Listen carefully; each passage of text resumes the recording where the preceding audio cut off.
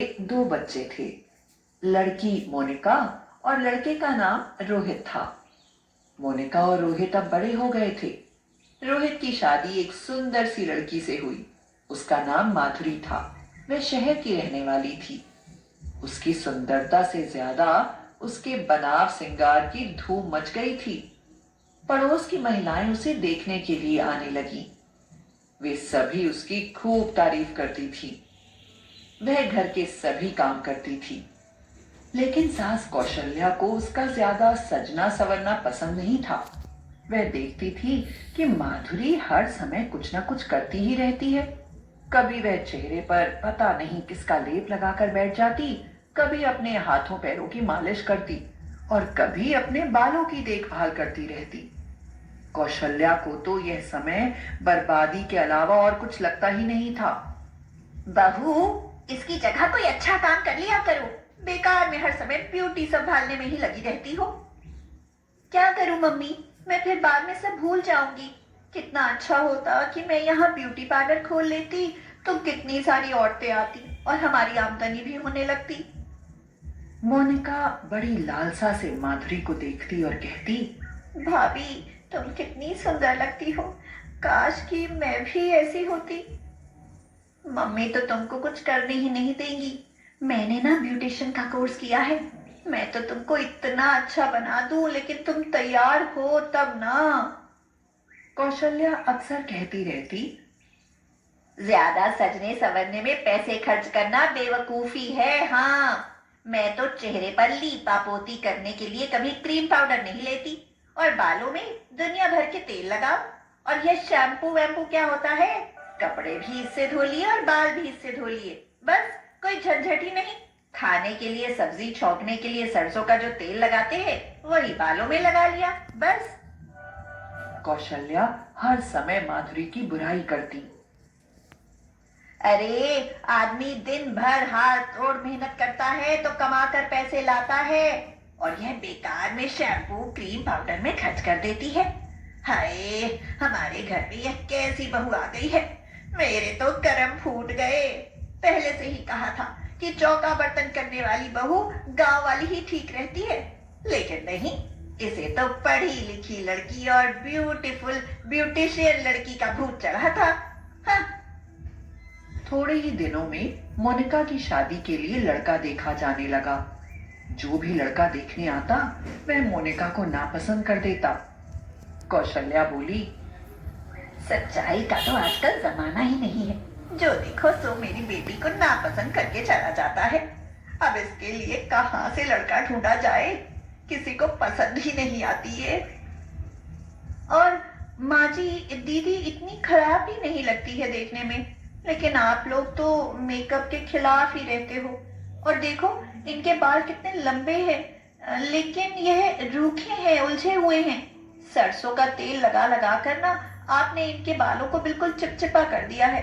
बिल्कुल झाड़ियों की तरह लगते हैं। आपने इसमें डिटर्जेंट लगा लगा कर बालों को खराब कर डाला है।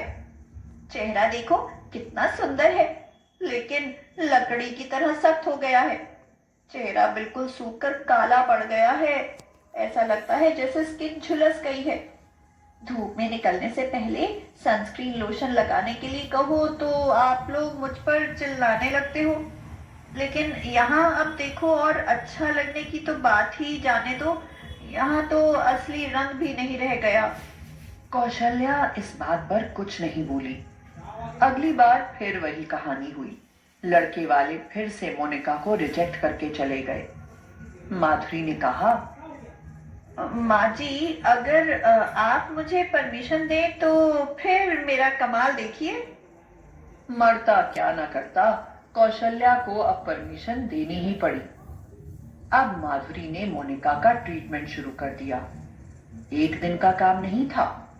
उसने एक अच्छा सा माइल्ड शैम्पू मंगाकर उसके बालों को शैम्पू किया, कंडीशनर लगाया, फिर बालों को सीधा किया। धीरे धीरे उसके चेहरे पर फेस पैक ब्लीच बनाकर लगाना शुरू किया। धूप में जाना बिल्कुल बंद कर दिया। हल्के गुनगुने पानी से हाथों पैरों को रगड़ रगड़ कर साफ करके उसके बाद उसने 2-3 प्रकार की क्रीम लगाई, जिससे उसके हाथ पैर मुलायम पड़ने लगे। थोड़े ही दिनों के बाद मोनिका की तो जैसे काया ही पलटने लगी। नियमित मैनिक्योर पेडिक्योर से उसके हाथ पैर सुंदर लगने लगे थे, नाखून सुंदर शेप के हो गए थे। कई प्रकार की क्रीम के इस्तेमाल से उसके शरीर का रंग खुलने लगा था। अब वह पहले से बहुत ज्यादा गोरी नजर आती थी। मोनिका ने अपनी भाभी से बोला, भाभी, आपने तो मेरा रूप ही बदल दिया। मोनिका अब पहले से खुश रहने लगी थी, जिससे उसके अंदर का आत्मविश्वास भी लौट आया था। अब एक बार फिर से मोनिका के रिश्ते की बात चल रही थी। कौशल्या माधुरी से आकर कहने लगी, बहू, अब सब तेरे ही हाथ में है। हम देख रहे हैं कि मोनिका पहले से बहुत बदल गई है। अब तू इसे अच्छे से सजा देना। जो भी सामान मंगवाना हो ना तो बता दे। माधुरी ने जो भी सामान मंगवाया वह रोहित लेकर आया। आज लड़के वाले मोनिका को देखने के लिए आए थे। सभी लोग बैठे हुए थे। मोनिका हाथों में चाय की ट्रे लेकर आई। सबकी निगाहें मोनिका के ऊपर पड़ी। लड़के की माँ उसे देखकर बोली, वाह, लड़की तो बहुत सुंदर है। इसके बाल देखो कितने सुंदर हैं। चेहरा देखो किसी सुंदर परी की तरह है। हाँ। कौशल्या और माधुरी एक दूसरे की ओर देखकर मुस्कुराने लगी, क्योंकि उन्हें तो पता था कि यह मेकअप का कमाल था। लड़के का बाप बोला, और बेटा तू भी देख ले, फिर बाद में मत कहना। लड़का, जिसका नाम राघव था, वह तो पहले ही मोनिका को देखकर लट्टू हो चुका था। इस समय मोनिका दमक रही थी। गोरा सुंदर चेहरा, घनी लंबी पलकें, लंबे लंबे बाल, खूबसूरत हाथों पैरों में नजाकत से लगी हुई नेल पॉलिश। राघव ने अपनी मम्मी को बता दिया। मम्मी, लड़की मुझे बहुत पसंद है। यह सुनकर सब लोग खुश हो गए। 1 महीने के अंदर मोनिका की शादी हो गई। अब तो पूरे मोहल्ले के लोग माधुरी के पास आने लगे। कभी कोई लड़की आती और कहती, भाभी, देखो मेरे चेहरे पर दाने निकल आए हैं, क्या करूं? तो माधुरी उसे कोई क्रीम बता देती और वह ठीक हो जाती। कभी कोई लड़की आती और कहती, भाभी, मेरे हाथों में मेहंदी लगा दो, फंक्शन में जाना है। कभी शर्माते शर्माते कोई बहू आती और कहती, दीदी, मेरी आईब्रोज सेट कर दो। मुझे यहाँ कोई ब्यूटी पार्लर में तो जाने नहीं देता है। कभी मोहल्ले की कोई औरत आकर कहती, बहू, जिस लड़की को तुम सजा देती हो ना, वह रिजेक्ट नहीं होती।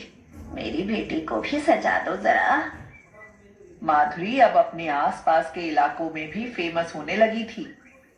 एक दिन कौशल्या आकर कहने लगी, बहू, इस फ्री सेवा से तो अच्छा है कि तुम ब्यूटी पार्लर खोल ही लो। सच माँ जी? माधुरी बहुत खुश हो गई। हाँ, बिल्कुल सच। मेरी गलती थी जो मैंने तुझे गलत समझा। अब जाकर मुझे अकल आई है कि तेरी ही बदौलत तो मेरी बेटी की शादी हुई। कोई भी गुण हो वह हमेशा काम आता है। माधुरी ने अपना ब्यूटी पार्लर खोल लिया, माधुरी ब्यूटी पार्लर। वहां भीड़ लगी रहती थी और माधुरी की खूब इनकम भी होने लगी थी। अब उसके घर के सभी लोग बहुत खुश थे।